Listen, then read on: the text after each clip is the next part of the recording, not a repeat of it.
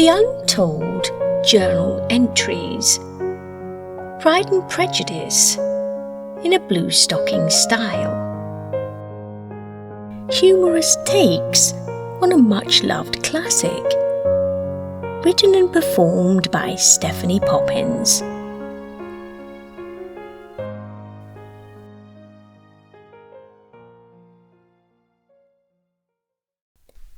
August 2nd, 1812. What a curious morning this has been. I find myself quite changed in perspective after my conversation with Mr. Forthridge at the assembly last night.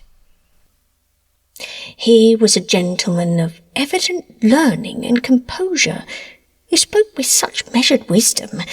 I could not help but be struck by the contrast he presented to the daily tempest that raged within my own household. Mrs. Bennet, dear creature that she is, has been in a state of particular agitation these past weeks. First over the entailment, again. Then over Lydia's latest escapade. And now over some perceived slight from Lady Lucas regarding Elizabeth's prospects. Her nerves, as she so frequently reminds us all, are in such a condition that one might think them visible to the naked eye, so often are they referenced in conversation. Mr. Forthridge, an interesting man, enlightened me regarding the philosophy of the Stoics, those ancient thinkers who believed in accepting what cannot be changed, whilst focusing one's energies on what lies within our control. The discipline of the mind, he called it, separating external circumstance from our responses, he said. How refreshing such a notion appears when one considers the alternative of living in perpetual chaos.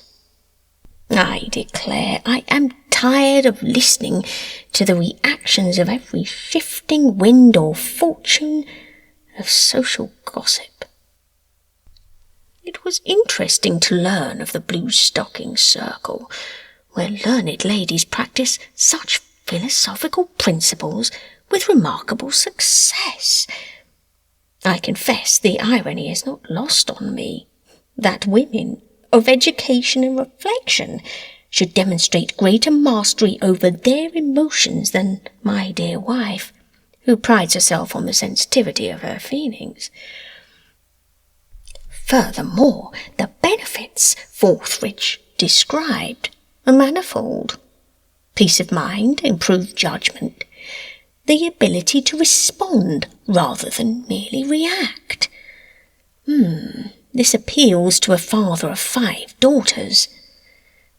The capacity to model rational behaviour for one's children seems at this point nothing less than essential.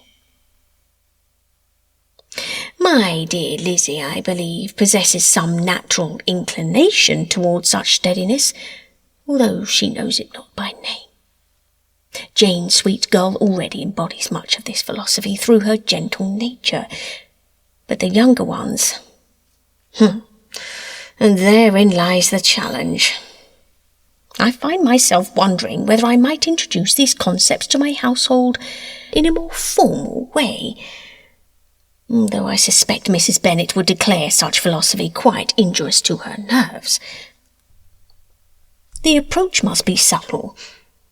I must lead by example rather than by lecture. Heaven knows I've grown rather too comfortable in my library retreat, observing the chaos with detached amusement, I fear, rather than attempting to guide it, as Mr. Forthridge suggests, to more rational shores. The practice begins with small daily exercises.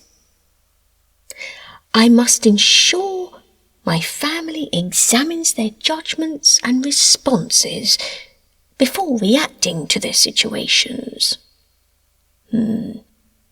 Is this within my control, they must ask, and what would wisdom counsel in this moment? Such simple questions, yet profound in their implications. I have decided to attempt this experiment, both for my own edification and as a model for my dear wife and daughters. Perhaps if Mrs. Bennet could learn to view social slights and matrimonial concerns through such a lens, our drawing-room might know something approaching tranquillity, although I confess the silence might prove rather alarming after so many years of animated discourse on the state of her nerves. Still, the prospect intrigues me. To respond to life's inevitable storms with equanimity rather than the theatrical despair that currently characterises our household's approach to every minor setback. What a gift that would be to bestow upon my daughters as they make their way in the world. I shall begin tomorrow, starting with my own reactions to the daily dramas. If I can master the art of stoic response, perhaps I might serve as a better guide to those I love, rather than merely an amused spectator to their tempests. Addendum. Post-lunch. The fates, it would seem, have conspired to test my newfound philosophical reserve with remarkable swiftness. Not 2 hours after penning the above reflections, I received the most distressing intelligence from Colonel Forster. Our youngest daughter, Lydia, is planning to elope with that scoundrel Wickham. Mrs. Bennet has taken to her bed in hysterics, declaring our family utterly ruined, while Kitty weeps inconsolably. The house reverberates with such wailing one might think we were under siege. My first impulse, my old familiar impulse, was to retreat to my library with a bottle of port and curse my own negligence in allowing such folly to unfold.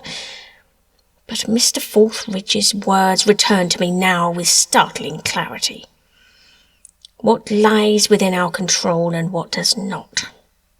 Lydia's rash action is done, beyond recall, beyond my influence. Wickham's character was established long before this day, but that they should act according to their natures. My raging against it serves no purpose save to compound our misery. What, therefore, is within my control?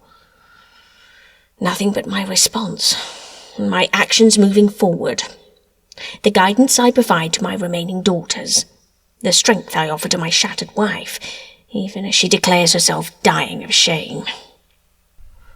I must act with humility and contact Mr. Gardiner, my dear brother-in-law, not with that theatrical despair that currently grips this household, but with rational purpose.